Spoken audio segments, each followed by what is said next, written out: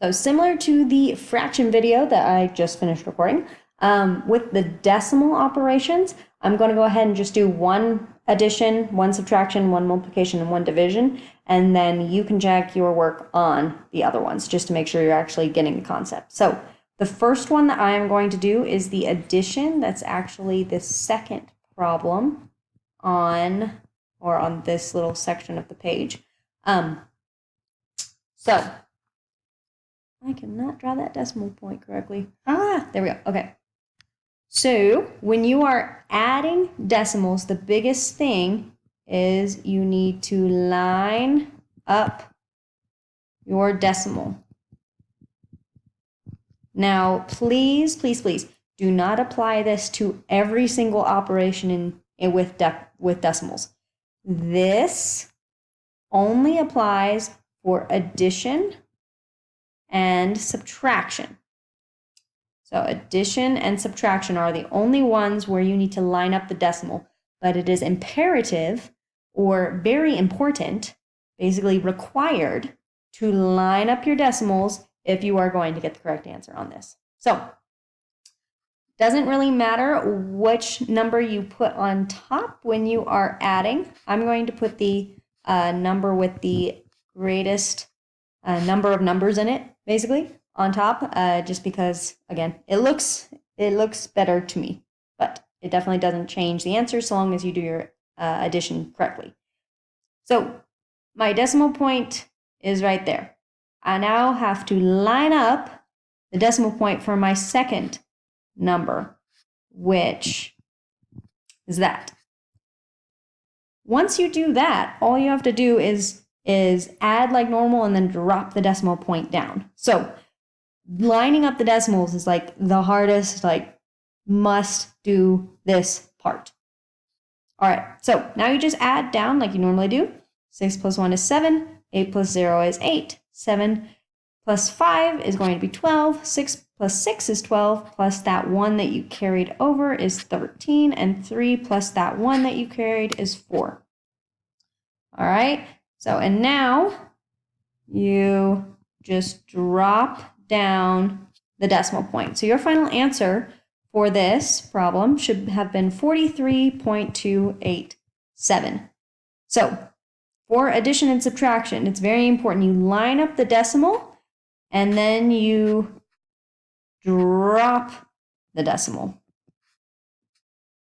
So that is how you get the decimal in the correct spot in your answer. You have to drop it down. There's no special counting, no nothing. With addition and subtraction, you just drop it down. But this is, again, only for addition and subtraction. All right, next one I'm going to do is the subtraction one, actually right below that. So it's 62.5 minus 62.4. So again, very important for addition and subtraction. You line up your decimal. For addition and subtraction, you line up your decimal point. So please make sure you do that. In this problem, it's not as difficult as it was in the last problem because they actually have the same like number of numbers and the decimal points are actually in the same location. So you're in luck because you can just write them as they appear in the problem and don't have to, shift them left to right at all. All right. So once you line up your decimal, you're going to subtract like normal. 5 minus 4 is 1, 2 minus 2 is 0, 6 minus 6 is 0. And then, like when you add decimals, you have to drop down your decimals. So your final answer for this one is going to be 0.1. Yes, you could have written 0.1. However, these two things mean the exact same. And this extra 0 is kind of, basically, it doesn't really tell you anything. It just says, hey, there's nothing here. Just as there's nothing there. Like, it means the same exact thing. Okay, but this 0, the one right before the decimal, is one that I would always recommend including because it is this 0 that makes the decimal point stand out. Because sometimes in your answer, if you write something like that, I might not see this decimal point, depending on how lightly you write it or whatnot. But if you have a 0 in front of it, that is an indicator to me that, oh, you know, there's a 0, there's a decimal point there, because that's the only reason you would write a 0 before a 1. So hopefully you were listening to the volume on low, because if you weren't, you just saw me draw a whole bunch of random arrows, and who knows what they actually mean without me saying anything. So anyways, your final answer for this problem is going to be that 0.1, because after you lined up your decimals, you also dropped the decimal straight down. Decimal. Yes, so you dropped it straight down in order to get the correct answer. All right, so multiplication and division is where it gets a little more interesting, I guess, would be the word I would use, because let's see, let me write the problem first, that would be useful. So I'm actually going to do the very first problem, which happens to be the multiplication. So on this one, you do not line up your decimal. Yes, depending on the numbers in the problem that you're doing, it might automatically happen, but please do not go out of your way to line up the decimal. If it naturally happens, awesome, but do not line them up or do anything to line them up. No shifting, no multiplying, no adding, no nothing. Do not line up the decimal when you multiply and divide. This is for when you multiply and when you divide. All right? So instead of lining up your decimal, what you're going to do is just do your multiplication like normal, and then we'll come back to the decimal later. Okay? So when I'm doing my multiplication like normal, I take my 7, I multiply it by the 8 to get 56. 7 times 7 is 49, plus that 5 is going to be 54. I am going to have my 0 as my placeholder when I start multiplying by this 9. So 9 times 8 is going to be 72. And 9 times 7 is going to be 63. Plus this 7 that you carried is going to be 70. All right? So we have this. You can add now as you would normally. So 6 plus 0 is 6, 4 plus 2 is 6, 5 plus 0 is 5, and then you bring down the 7 because it's added to nothing. Okay, so this is the part where it gets a little interesting. So now you have to count the numbers. So you count the numbers that are behind the decimal point. I did this a little bit in the area videos, so if you watch those, you're probably going, oh, I already know this. So just to remind you though, once you are done multiplying, you have to count up the number of numbers behind your decimal points, all the decimal points. In this case, you have 2. So that means your decimal point moves 1, 2. So your final answer for this problem should be 75.66. And the last one I'm going to do is a division problem. And yes, I will do the difficult one, I guess. Okay.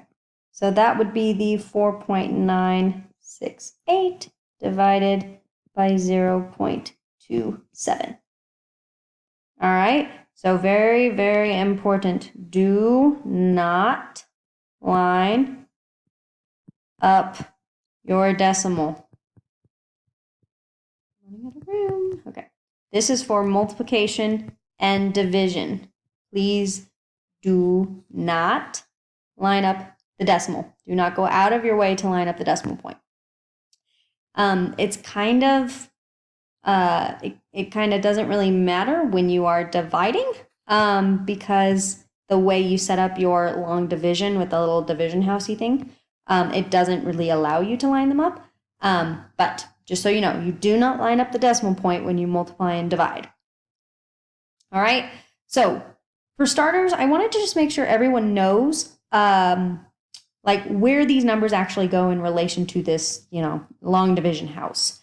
So this number, the 4.968, that is actually going to go inside your division house. It is this 0.27 that goes on the outside of the division house, okay? So the first number goes on the inside, the second number goes on the outside. All right, and now, so whereas with multiplying, the interesting part comes in at the end, with division, it's right here at the beginning, because this decimal point on the outside is very, very just inconvenient. So you have to move it so that it is no longer affecting whatever number you have here. So what I mean by affecting, originally it was 0.27. Now, if I move that decimal point, it is just 27. And you can write 27 without a decimal point. So it doesn't really matter if it's there or not when I do put it there. But what I do to the outside, I have to do to the inside as well. So my decimal point would actually be there now. So I'm actually going to kind of erase my original decimal point so you can see what the problem is now. So the problem now is 27, or not 27, it's 496.8 divided by 27. I have to say it right. So now this is much more manageable because this decimal point right here is going to pop straight up out of the division house. Now, some of you who were in Rotman's class when I subbed last year may remember this because this is what we talked about.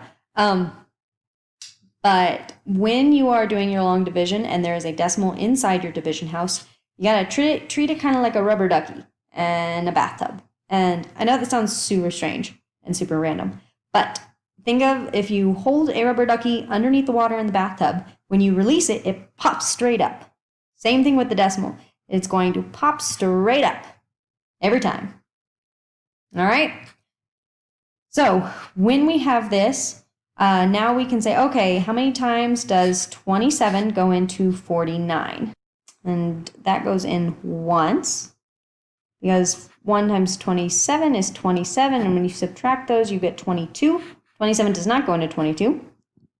So you bring down the 6, and 27 goes into 226 8 times. You have 8 times 27, which is 216. When you subtract those, you get a 0 and a 1, and then, a 0, because 2 times 2, or 2 minus 2 is 0. All right, so we've got 10. 27 does not go into 10, so we're going to drop this down, 108, and that goes in 4 times, because 4 times 27 is exactly 108. All right, so your final answer, after popping up the decimal point, is 18.4. Yes, the point is right there. So please make sure if you originally did this problem on a calculator and you actually didn't do the long division, please make sure you are understanding this. This is an important skill for you to have. So, but the final answer for this one, 18.4. So now go forth and check the other answers. You got this.